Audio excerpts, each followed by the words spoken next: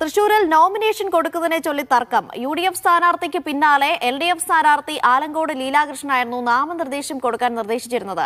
എന്നാൽ ഇതിനെ മറികടന്ന് NDA സ്ഥാനാർത്ഥി പത്മജ വേണുഗോപാൽ പത്രിക കൊടുക്കാൻ ശ്രമിച്ചതാണ് തർക്കത്തിന് കാരണമായത്.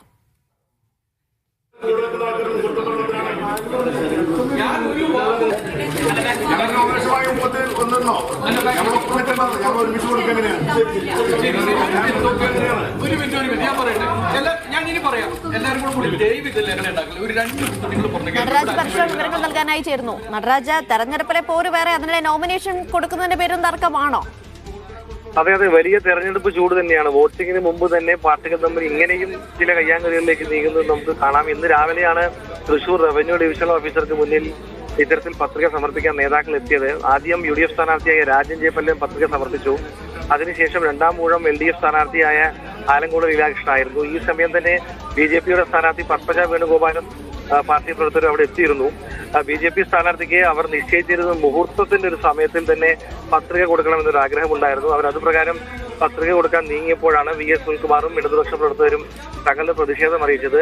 ഊഴപ്രകാരം തങ്ങളാണ് എത്തിയതെന്നും ആദ്യം തങ്ങൾക്ക് കൊടുക്കണമെന്ന് അവർ പറയുകയുണ്ടായി. ഇതിൽ RDO ഇടപെട്ടു. അവരൊന്ന് കൊടുത്തു വയ്ക്കോട്ടെ എന്ന ചോദ്യം വന്നപ്പോഴാണ് ഇത്തരത്തിലൊരു തർക്കവും മറ്റും വന്നത്. പിന്നീട് ചട്ടപ്രകാരം നടന്നാൽ മതി എന്നുള്ള ധാരണയായതോടുകൂടി ആലങ്കോട് ലീലാകൃഷ്ണൻ പത്രിക സമർപ്പിക്കുകയായിരുന്നു. ഇതിനുശേഷം ഇതിൽ ചെക്കിംഗ് ഉൾപ്പെടെയുള്ള നടപടികൾക്ക് മുമ്പ് BJP സ്ഥാനാർത്ഥിക്ക് മുഹൂർത്തത്തിൽ തന്നെ പത്രിക സമർപ്പിക്കാനുള്ള അവസരം നൽകി. അവർ പത്രിക നൽകുകയും ചെയ്തു. അതിനുശേഷമാണ് ഇടത് സ്ഥാനാർത്ഥിയുടെ പത്രികയുടെ പരിശോധനയും മറ്റും നടന്നത്. അതിനുശേഷം BJP സ്ഥാനാർത്ഥിയുടെ പത്രിക പരിശോധിച്ചു. എന്തായാലും അതിന്റെ ഭാഗമായി പോലും ചെറിയ കാര്യങ്ങളിൽ പോലും ഇത്തരത്തിൽ തല്ലും തർക്കവും മണ്ഡലത്തിൽ തുടങ്ങിയിട്ടുണ്ട്. ഇത് വോട്ടെടുപ്പ് ദിവസം അടുക്കുന്നതോടെ കൂടുതൽ. നടരാജ്, ഊഴപ്രകാരം NDA സ്ഥാനാർത്ഥി പത്രിക സമർപ്പിക്കേണ്ടത് മൂന്നാമതായിരുന്നെങ്കിൽ പിന്നെ എന്തിനാണ് അവർ അതിനിടയിൽ കയറി ഇടപെട്ടത്? മുഹൂർത്ത സമയത്ത് പത്രിക നൽകണമെന്നൊരു ആഗ്രഹം അവർ പ്രകടിപ്പിച്ചു. ഊഴപ്രകാരം എന്ന് പറഞ്ഞാൽ ടോക്കൺ സിസ്റ്റമോ അങ്ങനെയൊന്നും ഉണ്ടായിരുന്നില്ല. ആദ്യം എത്തിയ ആൾ ആദ്യം പത്രിക സമർപ്പിക്കുക എന്ന തരത്തിലായിരുന്നു. അവർ എത്തിയത് ഗുജറാത്ത് മുഖ്യമന്ത്രിയായിരുന്ന ഭൂപേന്ദ്ര പട്ടേലും കൂടി ഉണ്ടായിരുന്നു. മുഹൂർത്ത സമയത്ത് പത്രിക സമർപ്പിക്കാൻ കഴിയുമോ എന്നുള്ളൊരു കാര്യമാണ് BJP ക്യാമ്പ് ശ്രമിച്ചത്. VS സുനിൽകുമാർ എതിർത്തതോടുകൂടി അവർ ഉടൻ തന്നെ പിൻവാങ്ങുകയും ചെയ്തു.